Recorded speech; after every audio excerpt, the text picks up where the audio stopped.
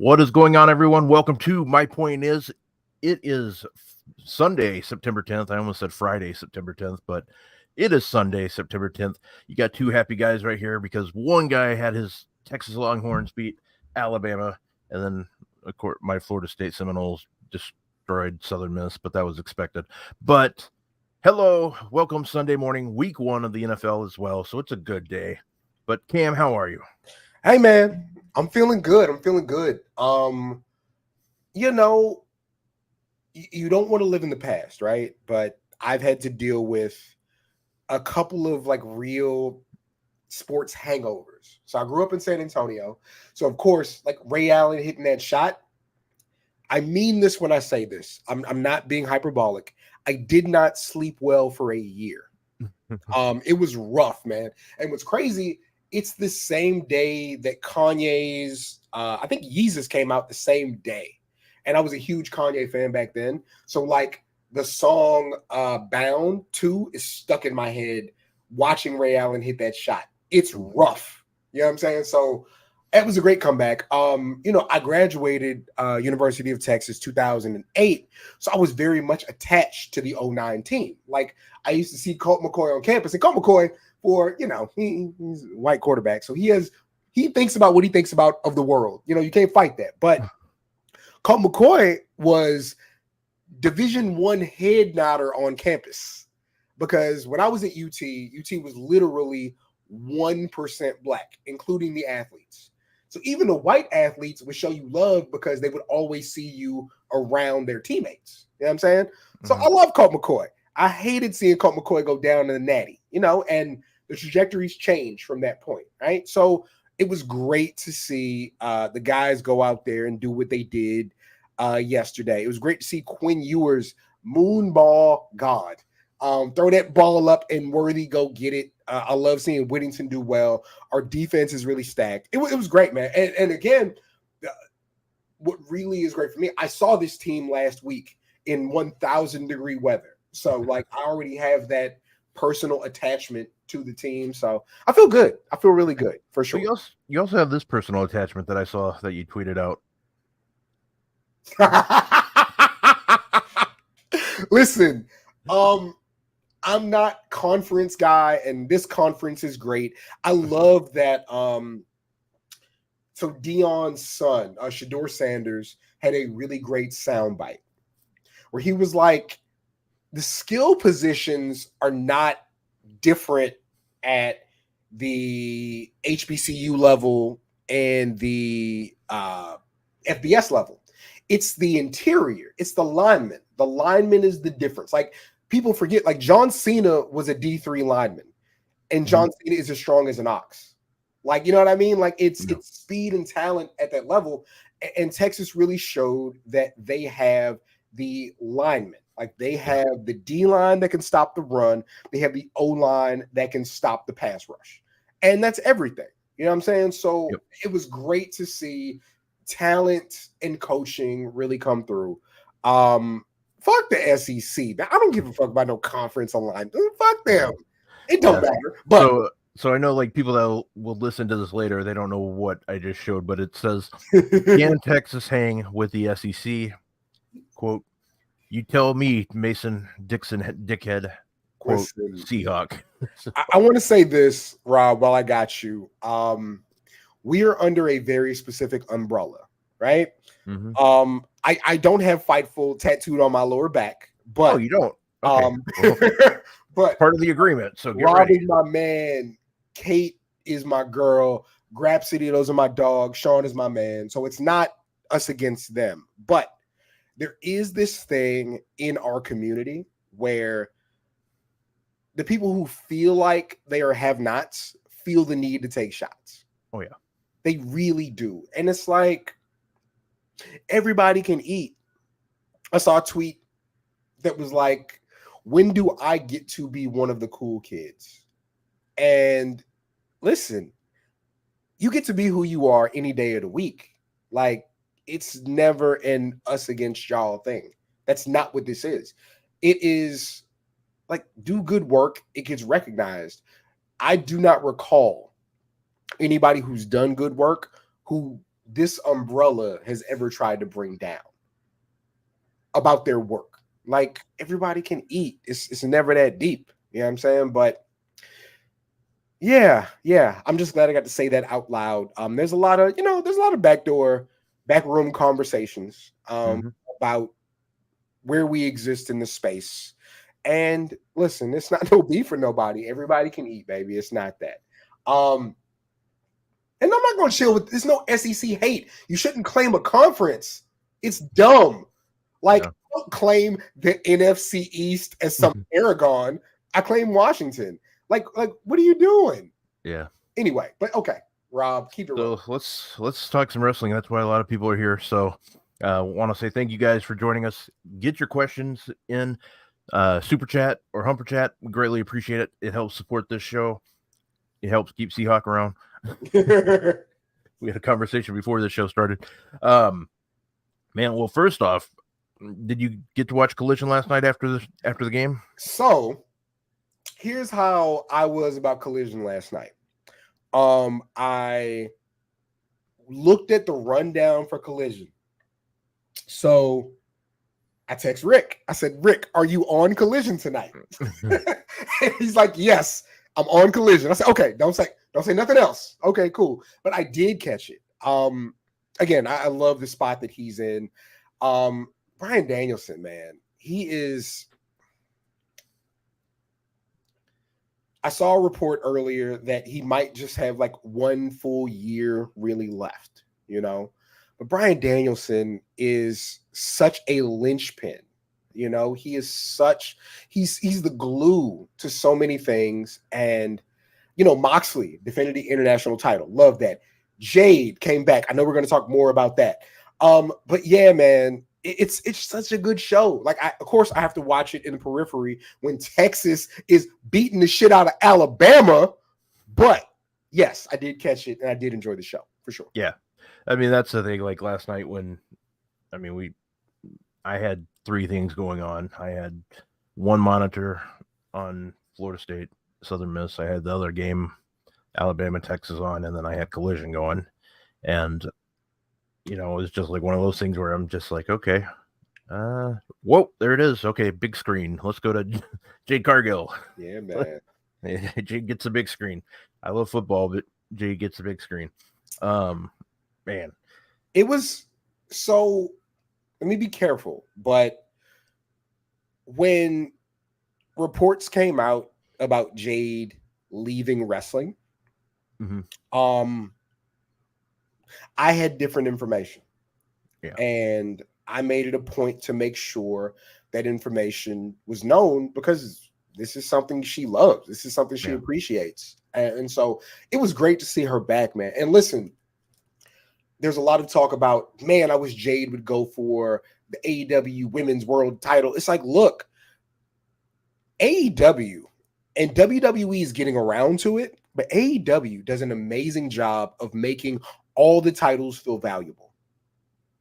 When I was growing up, you know, the US heavyweight title and the Intercontinental title were my favorites because those were the workhorse titles. Like, to borrow a line from Michael Cole, that's where you saw the best wrestlers. Like, listen, my best wrestlers, or my favorite wrestlers, are the 3 H's, at least were. Hart, Hennig, Hall. And where did they make their bones? The Intercontinental Championship. Yep.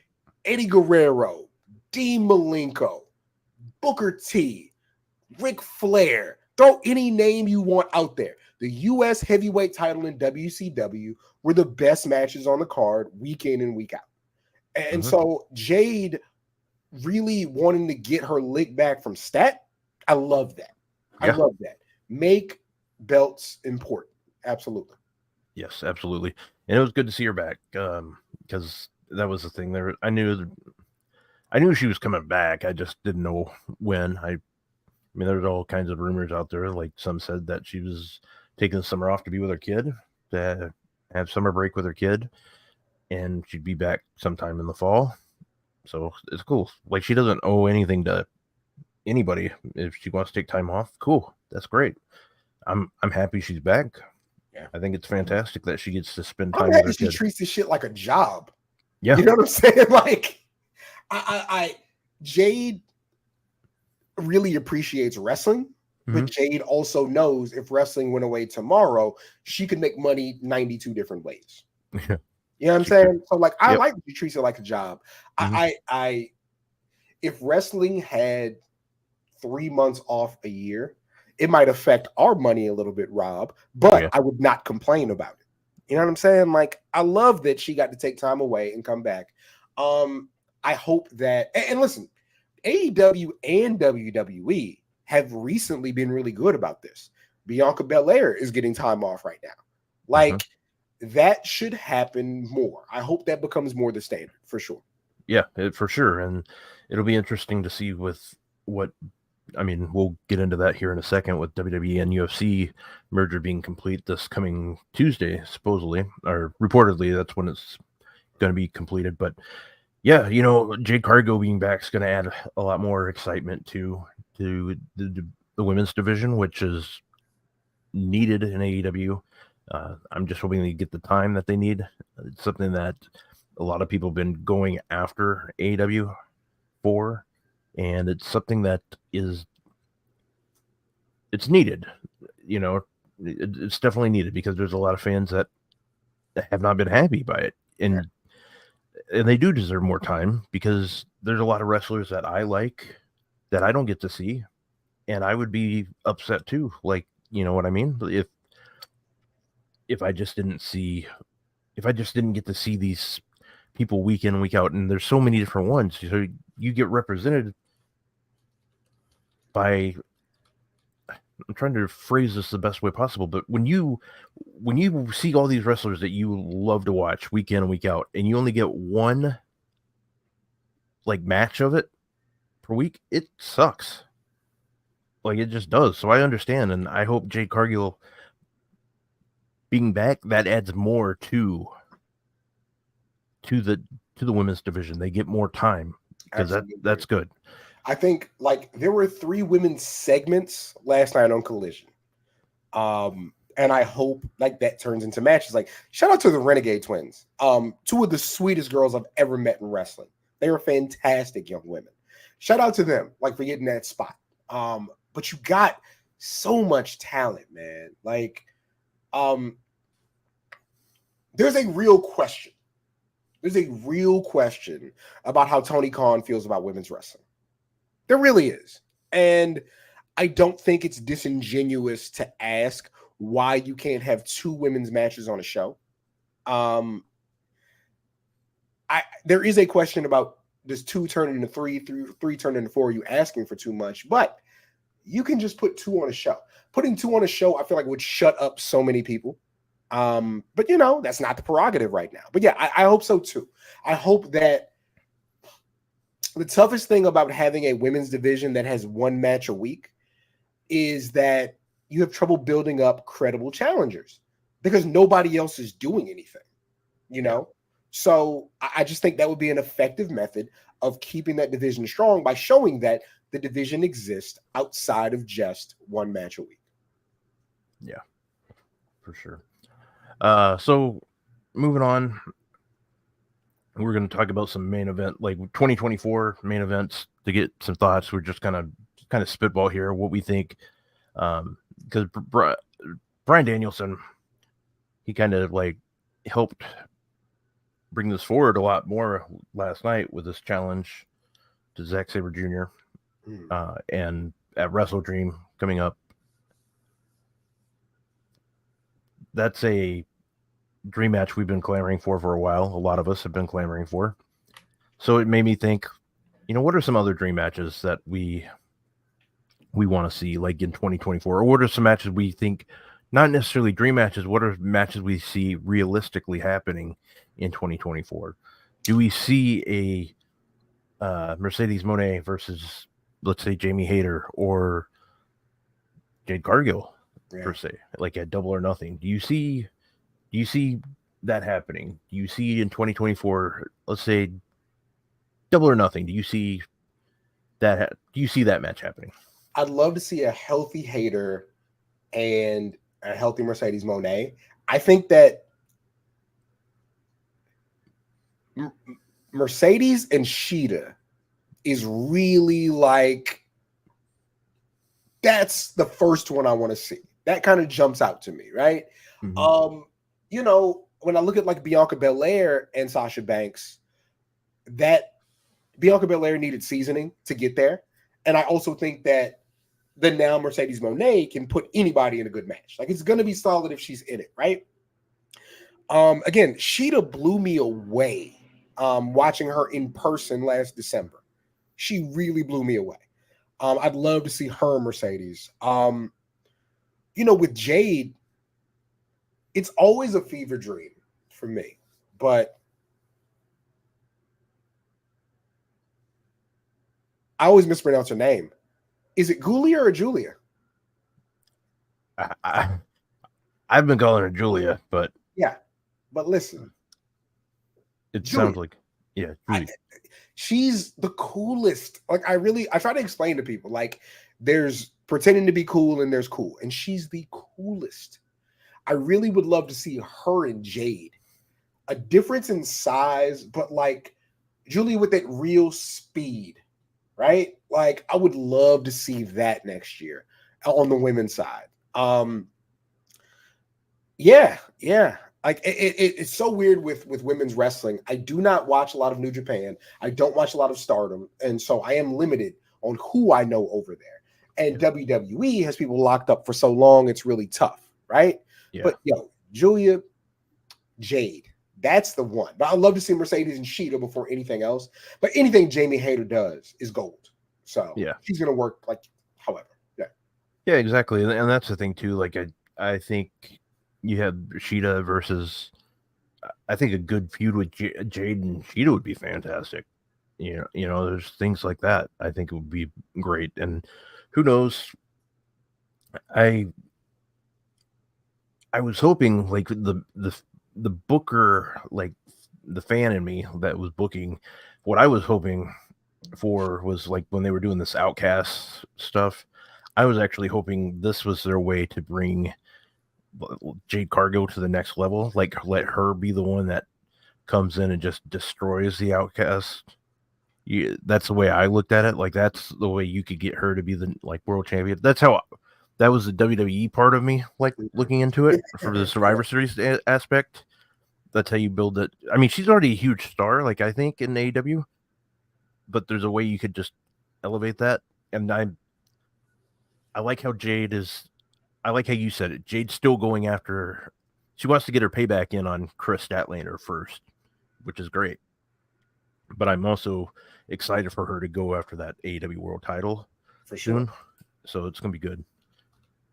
So the next one, we'll move on over to WWE for this one. A lot of people want to know. I still think it's less than 25%, but do you see? Well, let me ask you this first. What is your main event for WrestleMania next year? I have it being Roman Reigns and Cody. I just have a feeling that's it. How bold of you! Yeah, you like that? I like to be. I'm a rebel. Yeah. Yeah. That is absolutely my main event for sure. Yeah. I know a lot of people are like, well, do you see? Okay, so here's one. The only way I see CM Punk being part of WrestleMania weekends if it's like a Hall of Fame for AJ Lee. That's how I feel right now. I that's just the way I think it is. Could it be completely different? I suck at predicting, so yes, I could be way off. I could be. I'm just going based on what WWE. I'm going based off how Vince McMahon and Triple H, I think, and that's me thinking how they feel about CM Punk. Now, that could change because money, and there's people in charge. There's one person ahead of Vince now. I mean, you got that, but then there's also people ahead of Triple H now too. So, what you see CM Punk being in WWE? We talked about this last week a lot, and do you see him be part of a WWE event in 2024. What I didn't take into consideration is there's a bunch of people with a bunch of money who don't give a fuck about backstage problems. Yeah. You feel me? Like, Yeah. they don't care. CM Punk's a hot commodity, man. Like, He is. outside of everything, CM Punk's a hot commodity. People want CM Punk around. CM Punk moves the needle, so to speak. And listen, Rob, you and I are of a certain age. When I was a kid, it didn't make sense that Terrell Owens could take the locker room away from Donovan McNabb when I was a kid. But then I became an adult and realized that when you're an adult at work, lives are different, opinions are different, feelings are different, right? Yeah. This is not a situation where feelings will prevail. Yeah. Like, CM Punk would be a cog in the machine. He can't like motivate people to feel away. Like, look, AEW is dope. I like AEW. I watch AEW twice a week. Mm-hmm. Friday nights are occupied. But Tony Khan has yet to run a tight ship. And maybe getting rid of CM Punk is the start of running a tight ship, right? But it's not a situation where the employees feel like they have to answer to management at this point. So CM Punk in an environment where he has less say but more money is probably going to work out for everybody. It will be a great surprise. And listen, man, I don't think CM Punk isn't a team player. I think everybody's a team player on the right team. Yeah. You know what I mean? Like, everybody's a team player on the right team. And so I really feel like they could bring him back 2024, man. And They like, could. look, Yeah. he's not going to – listen, CM Punk being there is not going to convince my man Tony D'Angelo and Stacks to revolt against Triple H and HBK. That's not how it's going to work. No. Right? So shit, why not? Yeah. Yeah, exactly. And you know, Finn Balor, he had a good comment about it. He's I wish I had my broom right here. Yeah. Yes. Yeah. And that's honestly how I think most wrestlers would look at it. I mean, I really do. Because Kevin Owens has made a similar comment before, like, pay me, you know. And I know the Young Bucks are his friends. I get that. But also the man has a family. You know? Yeah. So it's one of those things where. Do you know how expensive it is to eat healthy? I've been trying. Yeah. Finn Balor needs to buy heads of lettuce every week and just chew on those to keep those 92 abs. He will wrestle anyone. Give him the bread, baby. Give him the money. Yeah, yeah. I mean, that's the thing. Like, if Finn Balor would do it, there's a lot of wrestlers that would do it. They would sign up. Seth Rollins, like, he might not like him, but for money, like, he would do it because he knows how big of he's a company guy. We know that. And B, he knows it's going to put that name on the marquee, rather. That's going to do it. You also have Roman Reigns I can't speak for these guys. I'm just thinking how they would do it. I'm sure Roman Reigns would work with them, even though he probably wouldn't want to, but you know, you got to do something. Sometimes you got to do a lot of things you don't want to do. And I think CM Punk would add a whole different level to WWE, like another, as popular as they are right now with their ticket sales. They're breaking records week in and week out, as Fightful Select reports almost every week. They're breaking one kind of record. Obviously, it'd be great for numbers for WWE and UFC, or Endeavor, rather. It's really interesting. I'm looking in the chat right now. Like, somebody, shout out to Michael Rubin. Michael made the point and then made the other point. Seth Rollins doesn't like CM Punk. Seth would work with him, though. Exactly. Yeah. Like, look, Seth don't like Riddle. You know what I mean? These are people who diverge on how they feel about the world, and they went in there and did business because that's what it is, man. Like, look, I hate that we treat wrestling like anything other than a job.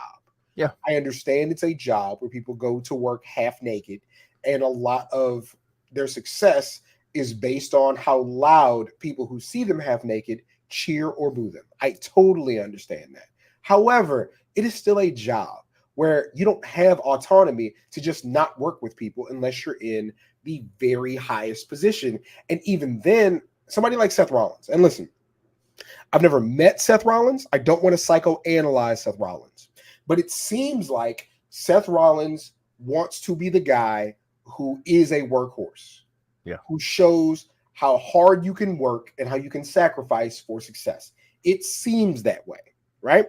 So Seth Rollins being like, hey, I will swallow my pride and work with this guy. Exactly. That's what he's going to do, because that's supposed to set an example for everybody below Seth Rollins. So yeah, for sure. Yep. So yeah, there's so much to it.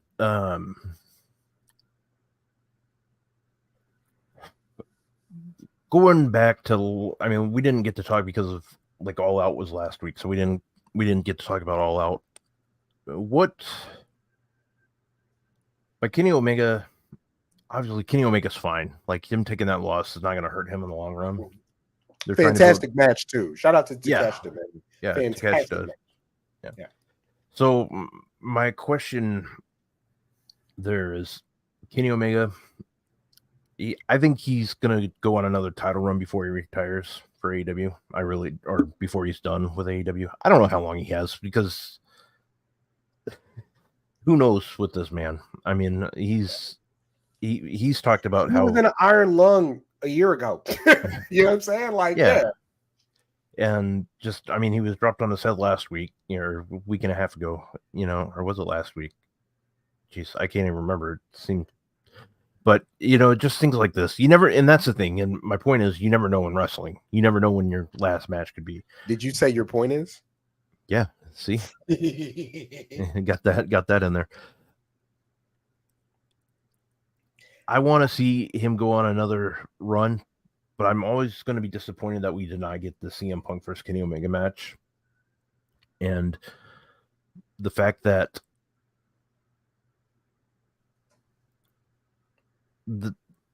Sean always says that anything could turn into a work, right? Mm-hmm. This has about 1% of turning into a work. That's just the way it's gone down. I look at it like it's officially done. There's never 0%, but I'm looking at it like at a 1%. Yeah. Kenny Omega's output is just still at an insane level that I don't know what favors that would have done CM Punk. Mm-hmm. You know what I mean? Like, I don't want to say slow and plodding, because that's not fair. But CM Punk at this juncture has a very deliberate style. CM Punk's always had a pretty deliberate style. He would tell you himself, he's not run fast, jump high guy, right? Yeah. It would have been an interesting feud specifically. But like him and Moxley, I think was interesting. My thing with CM Punk was this. I'm a big fan of Westerns. I've always have been a big fan of Westerns. I thought that they did Last Outlaw way better than WWE did with The Undertaker. I really liked CM Punk trying to figure it out every month as he got back to being who he was supposed to be. So I don't know if, like, I don't feel cheated out of that match. I feel cheated out of the finality of Ricky Starks and CM Punk. Yeah, I will not elaborate any further on that. Yeah, I know. I feel cheated on that. That was honestly where I was going, and then I'm like, you know what? I don't It's know the where younger talent, though. It's the younger talent. I people who are younger than CM Punk in years and experience are more what I feel like I missed out on. Tony Storm told me dream matches aren't real. So I try to be careful with that. But I do feel like he could have done way more. And listen, I don't think CM Punk was trying to sabotage anybody younger than him. Except, curly hair kid. But you know what I mean? Like, I feel like that's where we really cheated, because whoever got over on him would have been important. Yeah. Guys, send in those super chats and humper chats. It really supports our show. It gets us to stay on this show. So we greatly appreciate that. Man, going on to, that's the thing. Like you just said about what Toni Storm said. Toni Storm's doing just fantastic work right now. Obviously, she's always been fantastic. I just that is a crazy lady. She's great. Yeah, she's great. She's so crazy. She's great. But that's the thing. That's the thing. They're dream matches. So she's right. There's a point. They're not real, but we want them to be real, and I think that's what keeps. I think that's what makes things exciting for the wrestling fan to an extent. Like we have that hope that we get to see this. I think it's more hope than it is dream. I guess if that makes any sense. Because I have a lot of hope that we get to see I have hope that we get to see. She doesn't run my life. Dream matches are still real. She's not. No, I'm just saying, but no. Well, but I'm with you. But if she wanted to run mine, I'd sign up for it. Okay, I'm just saying. No, I'm kidding there. But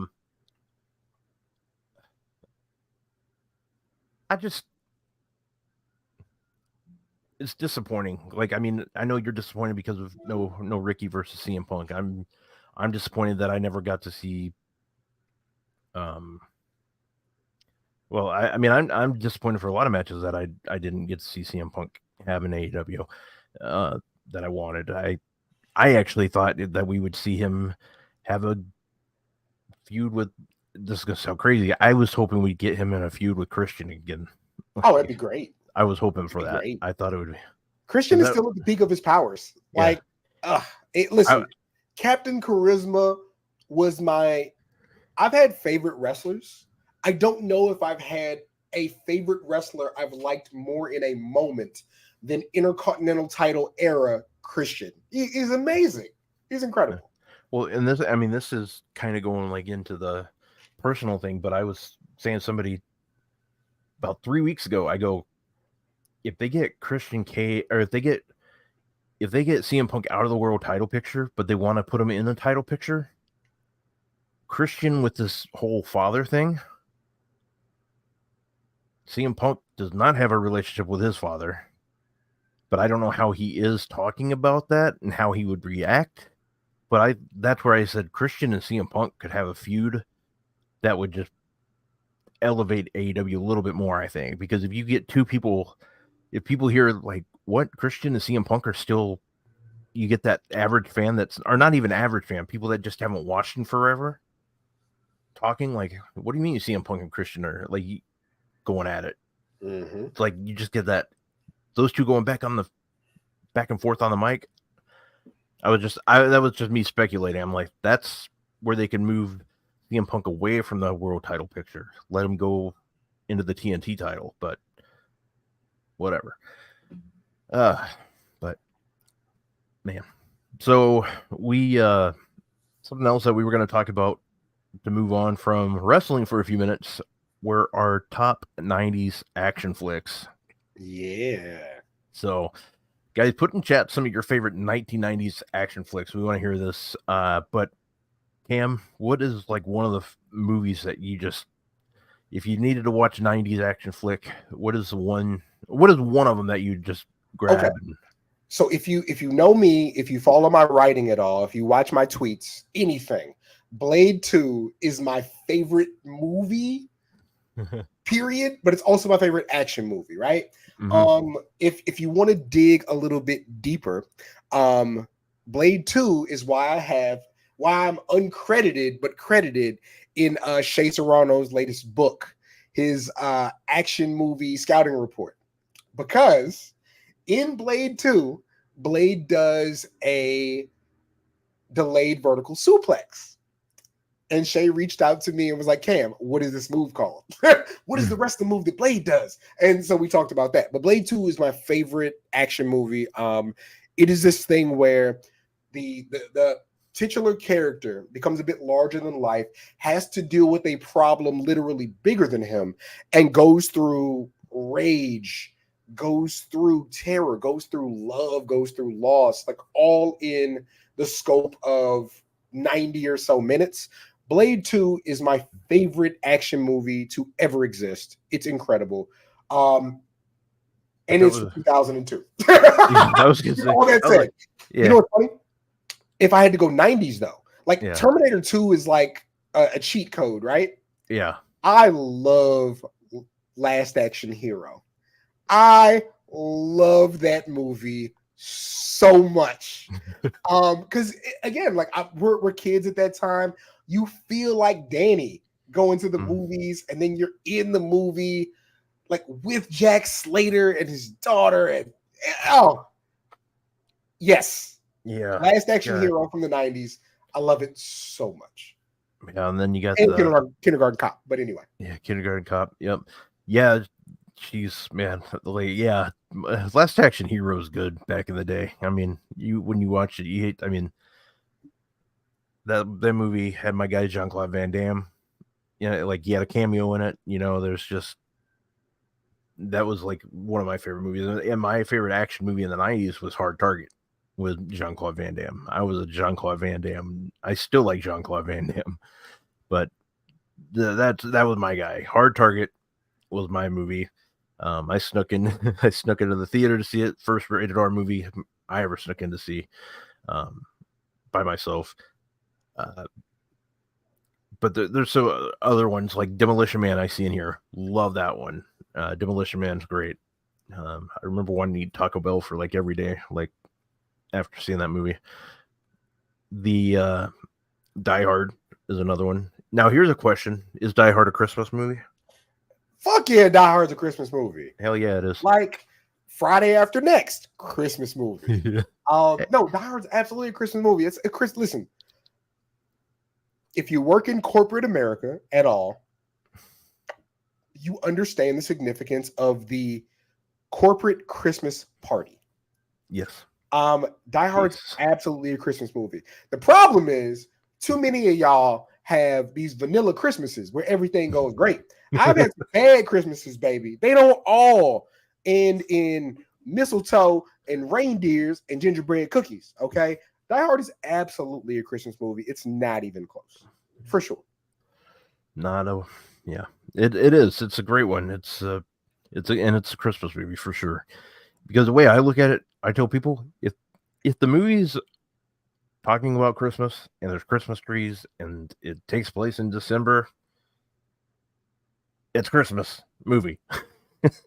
I mean, that's just the way it is. It's not even a question. Yeah. Batman Arkham Knight is a Halloween game. Yeah. It happened on Halloween. Like, yeah. What are we talking about? Yeah. And who gave you a red cup, Rob? That's really the question. We private party. It better be not private party. That's all I'm saying. Yeah. Be professional. Yeah. Well, yeah. Here we go. And I said private party, but I meant Street Profits. But that's racist. Keep going. Yeah. Well, shit. No. So, another movie that I really enjoyed, and I can't stand the guy.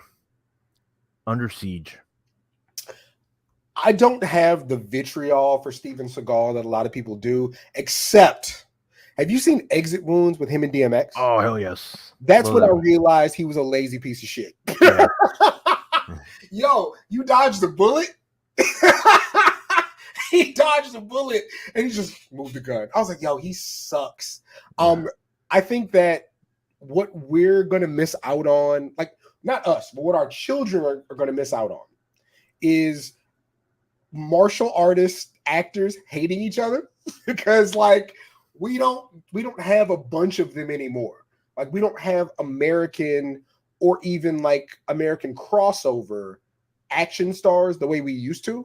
So like, they said everybody hated each other and they used to whoop each other on set and all that. We'll never get that again. So that kind of sucks. Yeah. But yeah, I mean, you're right. The crossover action now, like Liam Neeson's like one of the only ones that you see like just do pretty much straight action movies. But now he just did a drama not too long ago that just absolutely bombed. But I mean, but you're right. It just we don't see that anymore. And then the ones you do are straight to digital or DVD, but straight to digital now. So it's crazy. Like Nicolas Cage, like he does those straight to voodoo, like non-theater movies for the most part. I mean, he did Renfield, which was good, but and shout out to Amir in the chat. Fun story. If I marry this woman, Machete will be my cousin. So look out for that. That'll be a fun stream. we did a stream one time and we called him on FaceTime, and he talks like this, and he was like, "Hey, cousin, what's going on?" It was great. But yeah, Steven Seagal, for all his faults, was amazing as Mexican cartel overlord in Machete. Excellent series of movies, for sure. I have a cousin that was in a movie with Machete. He was or she was in From Dusk Till Dawn. She was one of the dancers that got to keep her clothes on, thank God. I didn't want you to. I was going to let you keep going.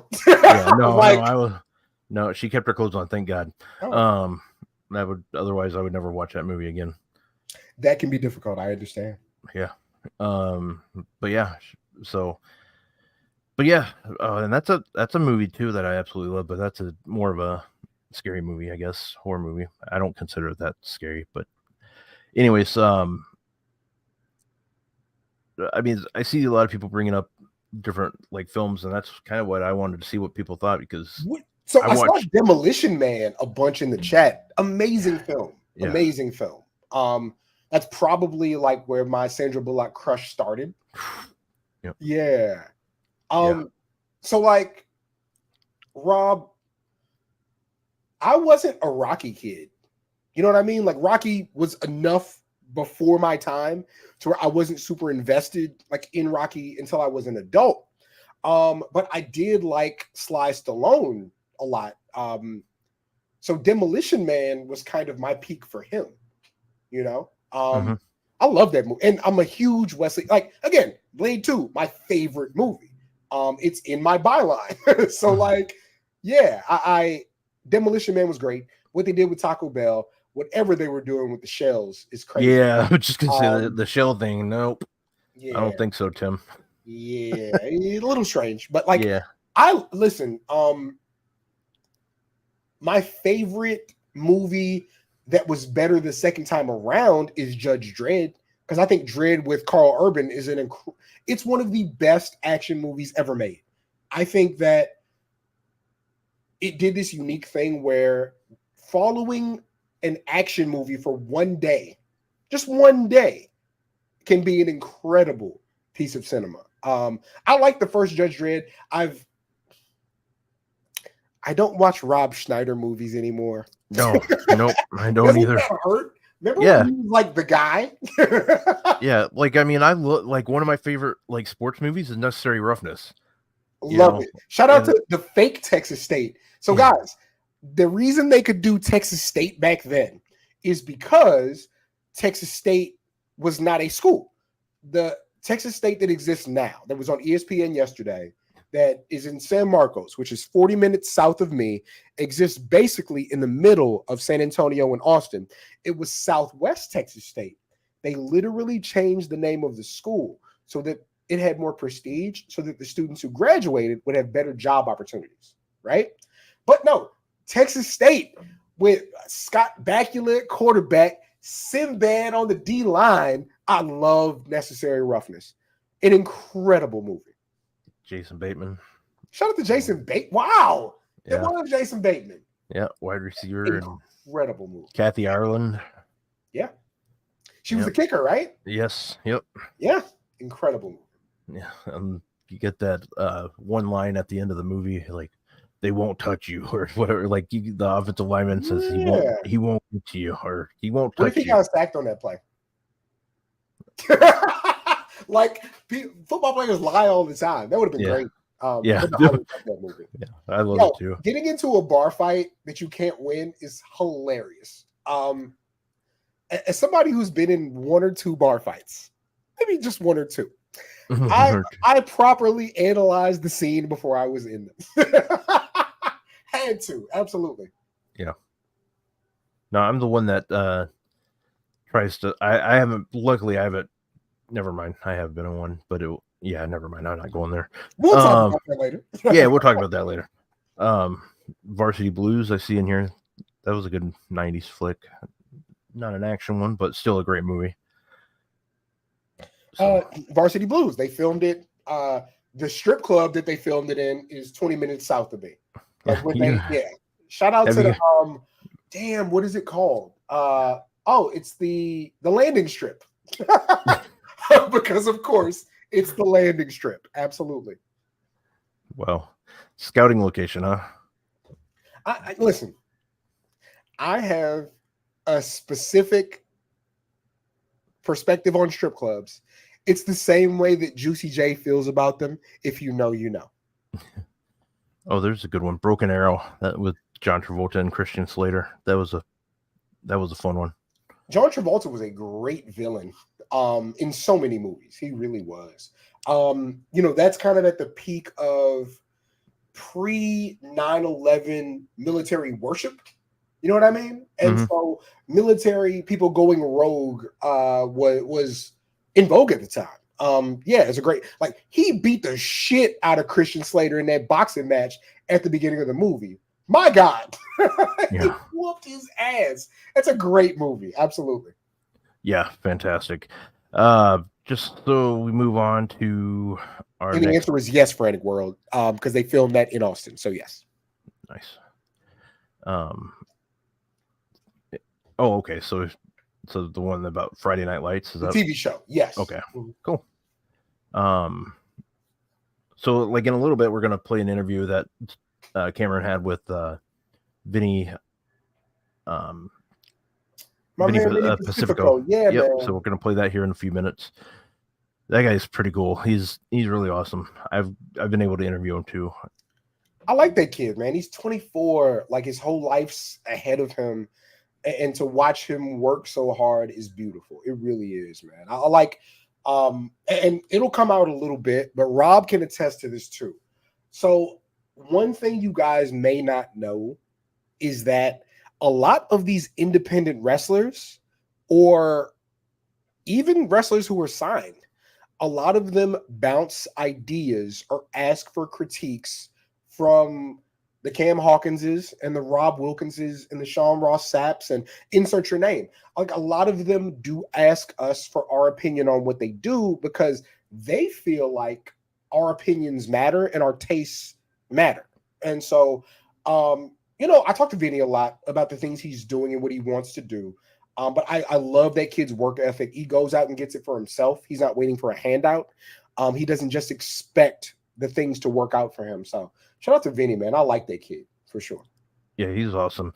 He's I told him, I found out a couple of weeks ago that, or maybe it was a month ago or so, he wrestled here in Minnesota, and I didn't know he was going to be here. Otherwise, I would have gone out of my way to go see him. But the guy's awesome. I love what he's been able to do. He's built his name just by social media, just getting it out there and getting it out there and out there. So really, really happy for the guy that he's doing so well. And he's got a New Japan date scheduled. So, or he's going to Japan, I believe is what he said. So stuff like that. So that's just badass. So good for him. It's a good kid. That's a good kid. Yeah. So one of the other topics, and we kind of talked about it earlier, but this WWE and UFC mergers about to be completed. Do you see this changing much WWE wise? I try to be an optimist. People lose their jobs in situations like this, and that sucks. You know what I mean? They tend to trim the fat, so to speak, and good people who are good at what they do lose their jobs. And I don't like that aspect of it. Outside of that, and again, that is the most important thing. So I'm not making light of it. I do like things streamlined. You know what I mean? Like, I do like kind of a governing body to kind of oversee how things are done. Now, what I love about WWE right now is that they're making money hand over fist. So less people will lose their jobs than in a different situation, right? They're running a show. They have Roman Reigns, Seth Rollins, Bianca Belair, Cody Rhodes, Rhea Ripley, Judgment Day, insert whoever, the Usos, insert whoever else you want to in that upper echelon. Whoever you want to put there, put them there. Yeah. They're very, very strong at the top. The crop that they have coming up, the Carmelo Hayeses, the Braun Breakers, the Tiffany Strattons, they really have a class that is going to come up that's made of stars. You know, Trick Williams is figuring it out. They have a 6'4" former South Carolina receiver with brand new muscles who talks different than anybody in the game. Like, WWE got Booker T, but they got Booker T after WCW, and I think that stalled Booker T out. They have a way younger, way fresher Booker T styled wrestler. And I think that that can take them places. So at the top and at the bottom being who's up and coming, I think that WWE can push a portfolio to the company to say, look, we got what we need. I understand you're going to go in and do what you need to do, but we got what we need. We can run with this. I think they're in a good spot, man. I think that because they've been breaking so many records, because they've been selling out so many arenas, it's going to be way less pain than it would have been. Again, good people are probably going to suffer, and I hate that, but I think it's in a better position than it would be if they weren't doing so well. Yeah, for sure.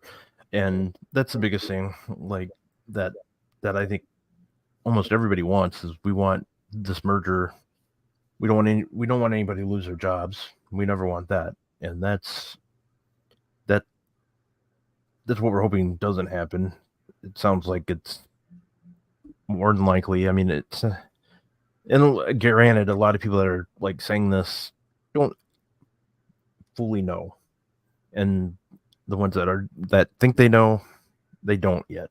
You know, they don't. It could just be on the office side. It could affect some people on the roster. I hope it doesn't. WWE has been doing really well about not releasing people. They've been letting their contracts run out, similar to the AEW route. So I'm hoping, if anything, they go that route.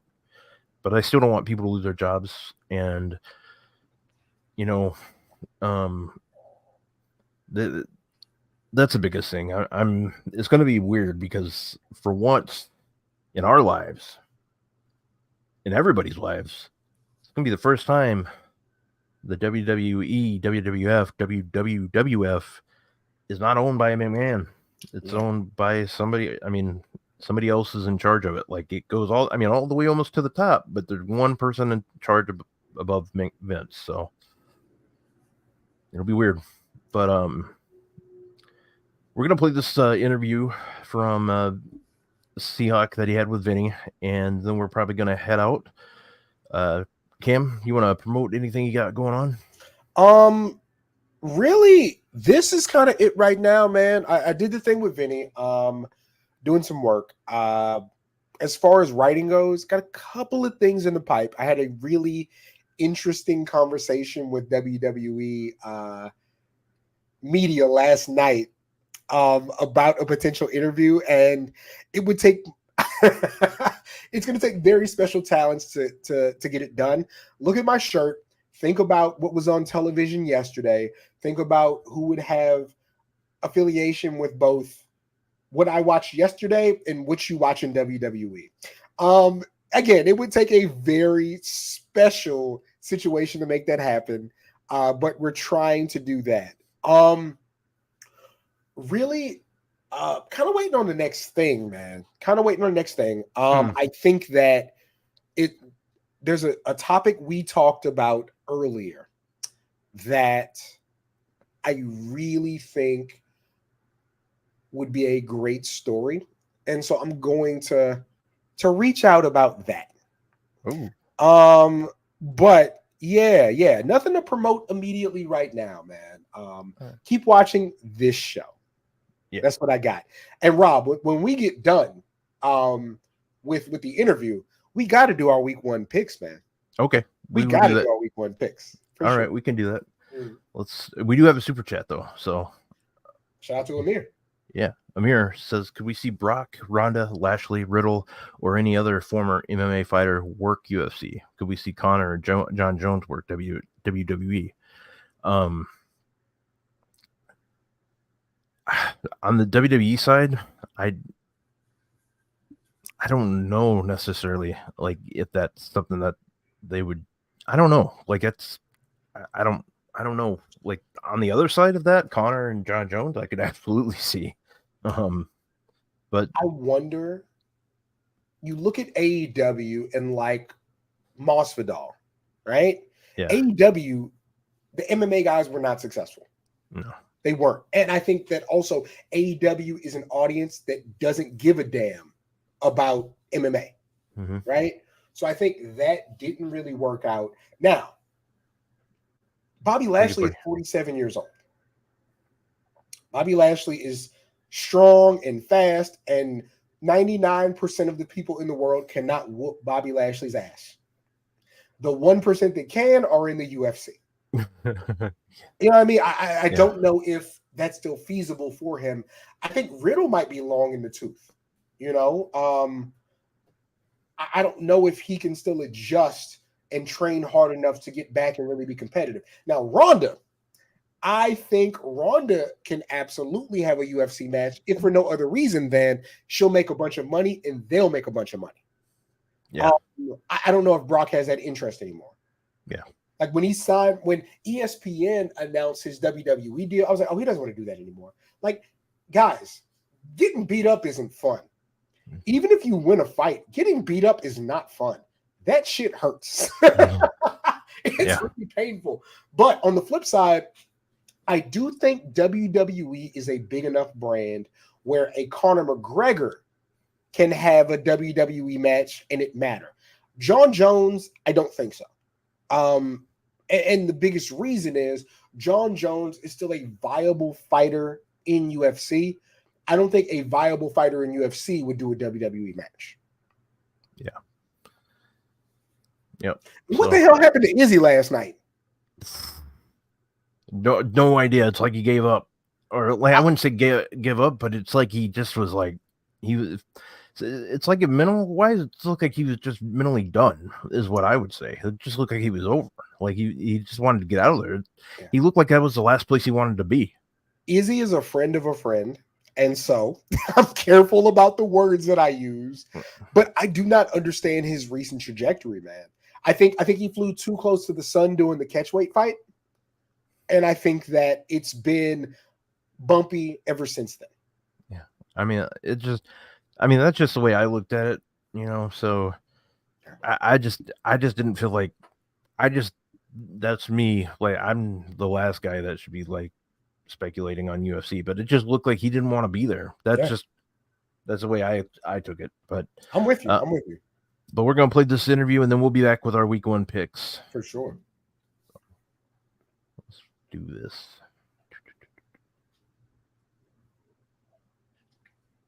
My man Vinnie Pacifico was good, baby.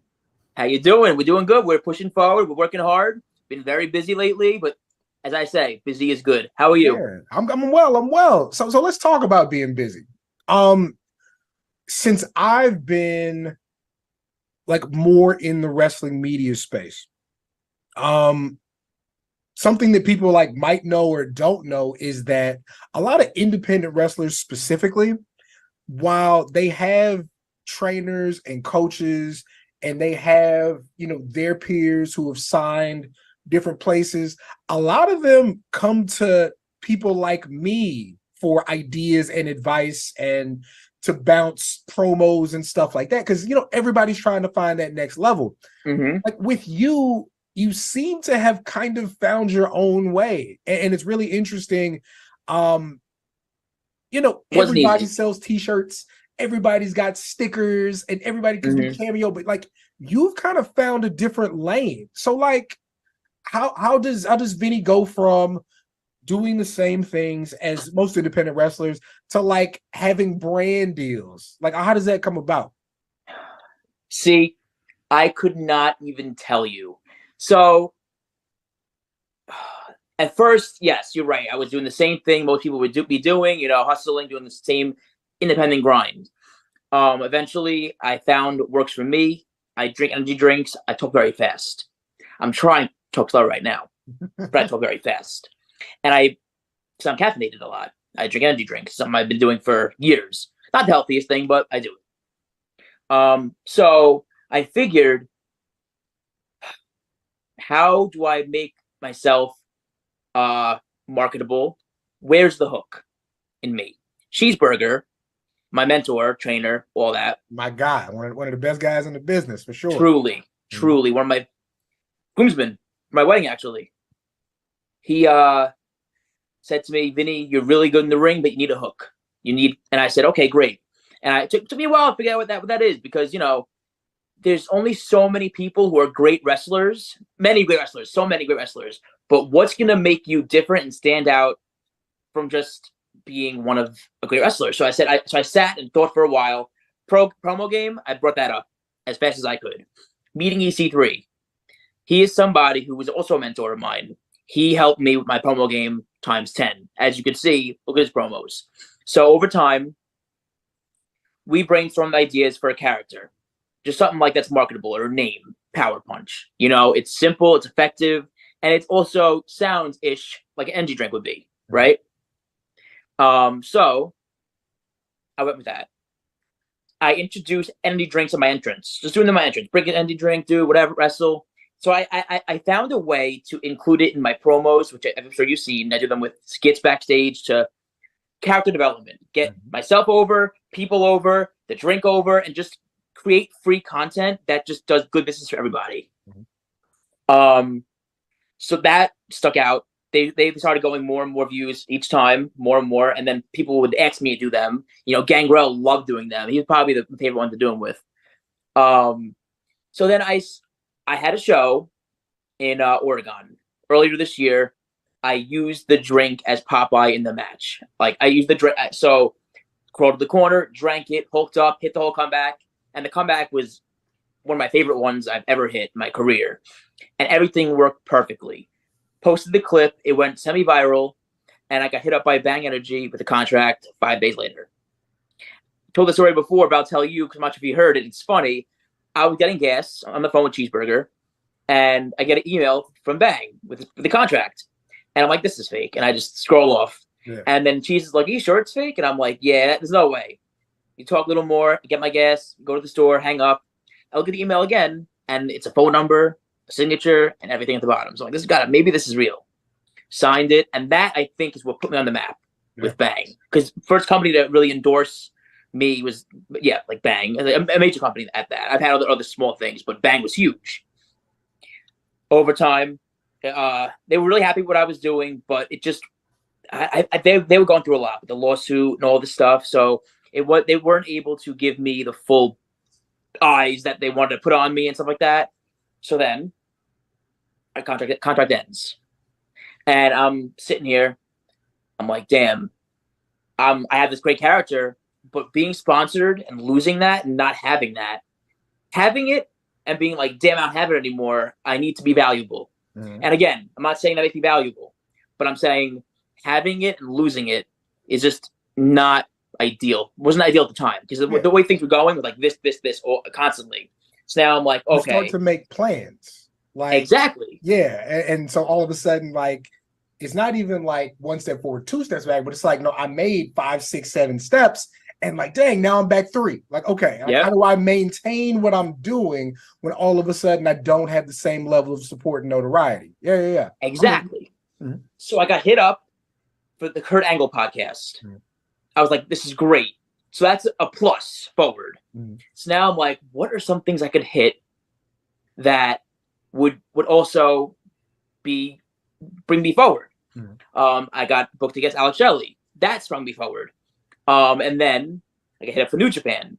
But then in this process, it's this whole, I'm telling you, I watched this, envisioned it, and it just happened within a week. All these things happened, and then I hit up the CEO of G Fuel. We talked prior. Great guy, wonderful man. We talked prior. I reached out to him. Hey, my contract expired. Would you like to work together? I know that you usually don't use athletes. This is a different type of drink. G Fuel's mostly anime, gaming, influencers type of energy drink. Sonic, Spider-Man, So he said, you know what? And one of the guys, Rob, called me. Says, Vinny, we don't really do that. We don't do athletes, but we're gonna give you an opportunity. We're gonna see what we can do with this. We're gonna give you the shot, and we're gonna give you full faith and just see what you can do with it because you did go a bang. So thank you. That's all I need. So in the whole week, all of this happened, and I'm sitting here and I'm sitting on my couch and I'm like, there's no way this all just happened, and it did. So G Fuel is really invested in my career.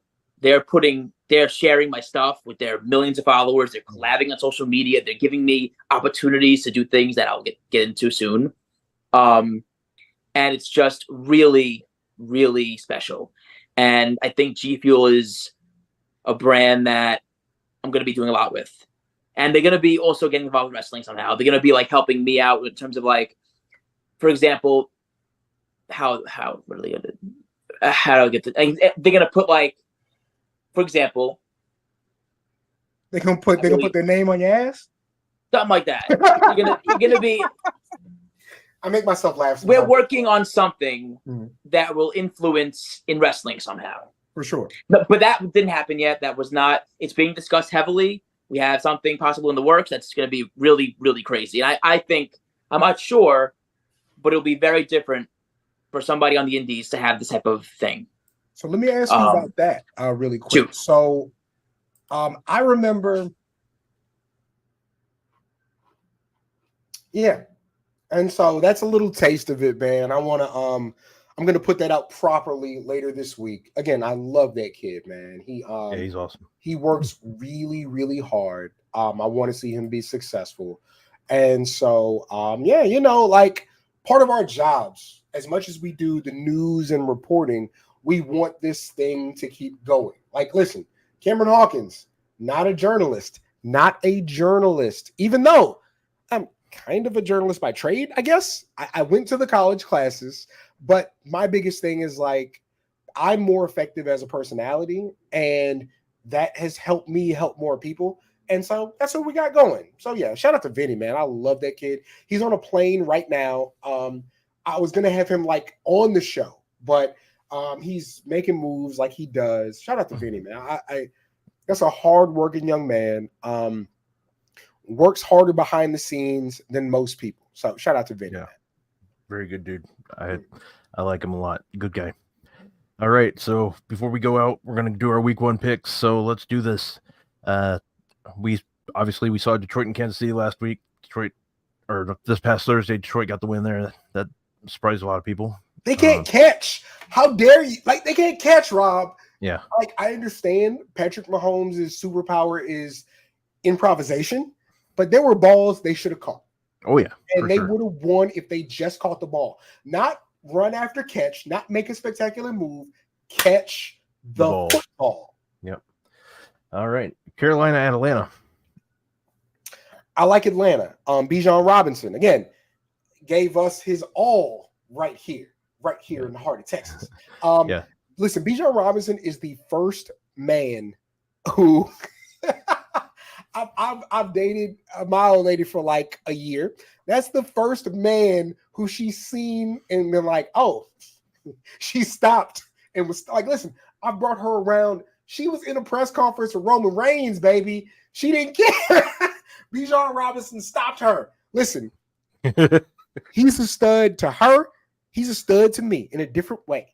I think that Atlanta gets it done. Skill positions just overtake the Panthers. Atlanta for the win. All right. I got Atlanta winning as well. Cincinnati at Cleveland. Oh, Joe Burrow just got that money, baby. Yep. It's a wrap. He's gonna I actually do not have like. Actually, no, I can't say that. My friend's his agent, so I'm not going to say anything about the Cleveland quarterback. Okay. I just think Cincinnati's better. Yeah. Cincinnati's going to get the victory here. Tony Khan's Jacksonville Jaguars in Indianapolis. Tony Khan's Jaguars going to get the victory today. Hey, sorry, Eddie James. Jacksonville might have turned the corner, man. Hey, they got Ridley down there now. I think Jacksonville turned the corner. I think that they get the win. I mean, you don't have your running back. Yeah. I'm interested to watch Anthony Richardson and what he brings to the table, though. Yeah, for sure. Then that's the thing. Like Anthony Richardson, I'm excited to see what he does. Mm-hmm. Jonathan Taylor not being there definitely hurts. Yeah. What is he? He's out until week 5. He's on the PUP, right? No, I think he's like doing contract stuff. Isn't that why? I do think it's contract. But they do put him. Somebody correct us if we're wrong, Eddie. You'll know better than us. But I think he's out until week 5, based on how they designated him. Yeah, they might have designated him that way. Now that you say that, I think you might be right. Tampa at Minnesota. My Vikings are going to get this victory. I think. Okay. You believe in Kirk Cousins? You like that? Yeah, I do. I'm interested to see what Baker Mayfield does with all that talent. But I agree. I think Minnesota wins. I do not think, as much as I like their secondary, I don't know who can really hang with Justin Jefferson. So, yeah. Yep. So he's right. He's out till 5. Week 5. Yeah. So, Tennessee at New Orleans. This is a tough one. Tennessee, I'm really interested to see Derrick Henry's yards per carry after all that wear and tear. I still say Tennessee, though. I think New Orleans is going to get the victory. I'm very Who is curious. their quarterback?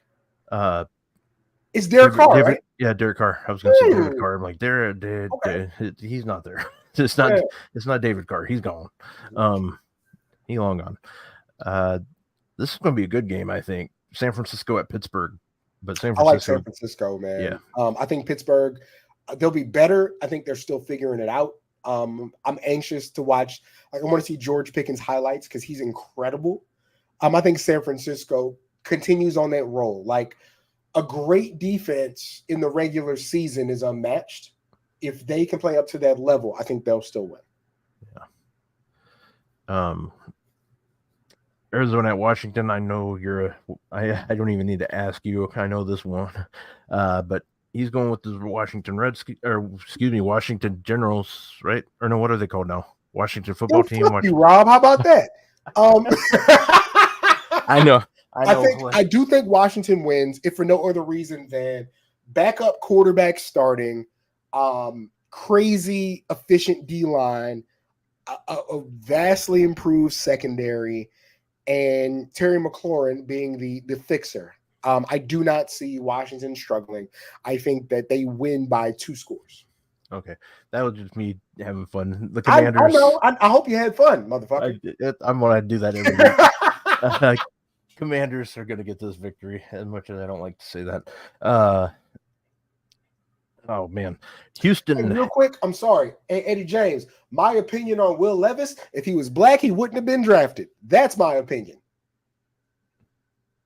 I don't have an opinion on him because I don't know much about him.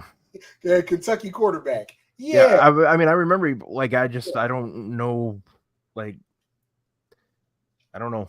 I'm with you. We'll see. Houston at Baltimore. Baltimore is going to run away with this. This is going to be disgusting. That's my local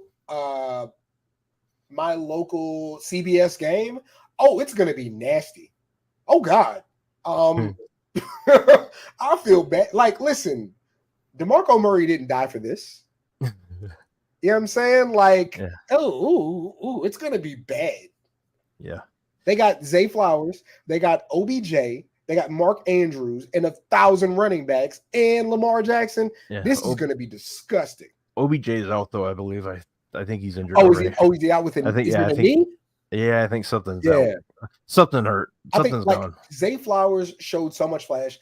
skill players are so interesting in that you got a guy who's been in the league for 5 years who is okay, and a rookie can just come in and just flash and have different talent. Zay Flowers looks like a one, like way more than Hollywood ever did. I think Baltimore's going to be good this year. They got 5 or 6 teams in the AFC. And listen, if you don't think that teams are licking their chops after the Chiefs losing in week 1, oh God, you are going to see an explosion today. Pause. Yeah.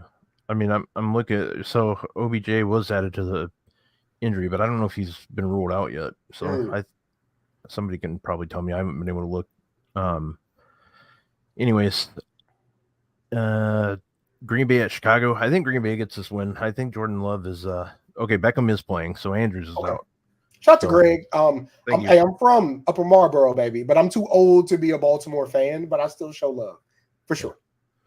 So, okay, Beckham. I know Beckham was on the injury list, but Greg came out and told us good.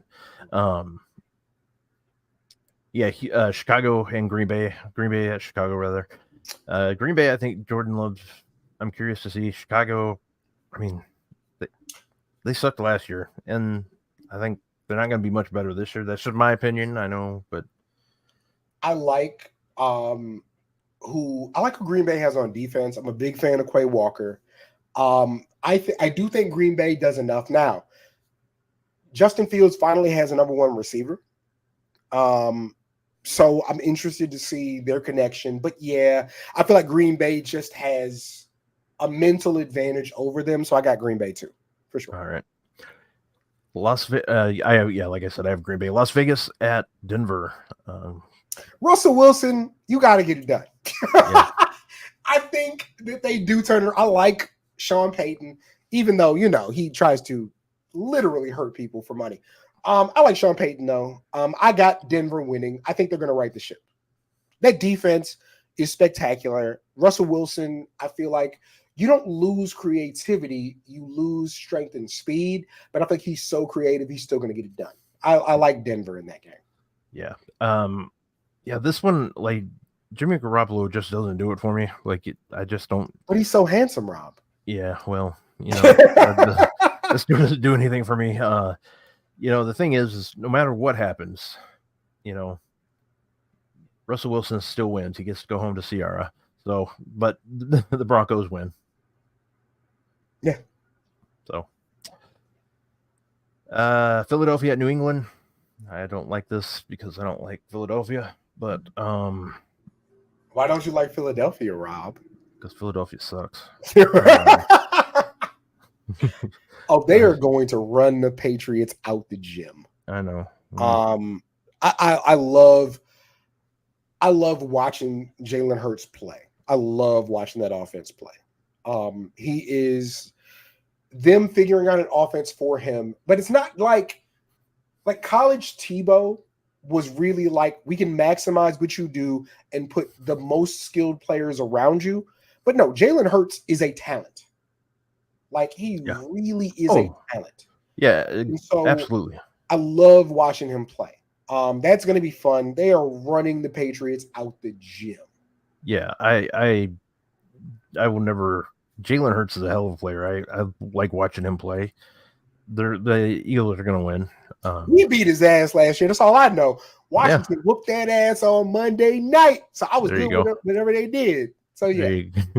Miami at the Chargers, LA Chargers. I really like Justin Herbert. Tua is very good. I wonder if another guy was in there, if they'd be better. I like the Chargers in this game, but it's a toss-up. It really is. Yeah, it really is a toss-up, this one, I think, because Miami is one of those teams that just, you never know if they're going to, well, they never figure it out. I mean, we know that, but they surprise you. The word you're looking for. Don't tell me to spell it because I won't. I'm going to go with Miami, but like I said, I don't, this game's like a toss-up for me. It really is. I want to see Miami be a good team. I love all that speed that they have. I was a big Chip Kelly Oregon fan. So I love seeing speed do crazy things. I just don't know if it's enough to beat what I think is a better quarterback on the other side. The LA Rams at Seattle. I'm having Seattle win this. Yeah. Seattle seemed to figure it out. Geno Smith is finally in position. DK Metcalf's a monster. The Rams do not have Jalen Ramsey. Yeah, I like Seattle. Yep. Dallas at New York for the 12th year in a row on opening Sunday Night Football, it feels like. I know you're excited for this. Two of your teams. I don't even dislike New York. I fucking hate the Cowboys. I know you do. You know, I got the Cowboys. Tony Pollard, I think he's very, very good. I also think he benefited from being the other guy. You know what I mean? It's going to be interesting. I know CeeDee Lamb was all pro last year. It's going to be interesting to see if he can capitalize. I have no faith in Daniel Jones. I think that Daniel Jones manipulated stats last year. That's not no fault on him. Do your thing. Get paid. Yeah. I do think that the Cowboys are very, very loaded offensively. If they're healthy on defense, they're good. I like the Cowboys too. Yeah. All right. So then the Monday Night Football game. Everybody and their mother's picking the Jets. I just have Buffalo winning. That's just me. My favorite quarterback to ever play the game thinks that the COVID-19 vaccine is fake, and everybody he's related to thinks he's a piece of shit. I didn't know Josh Allen. Felt that. Oh wow, Josh! No, I've always said it. There's nobody who's ever been more must watch playing the quarterback position than Aaron Rodgers. All due respect to Michael Vick, Aaron Rodgers is a masterclass of playing quarterback. Because Tom Brady's great, but Aaron Rodgers is an athlete. And so it was so fun to watch him. They're so stacked up, man. They got guys at quarterback, wide receiver, running back, D-line, and secondary. Linebackers are fine, but they're so stacked up everywhere.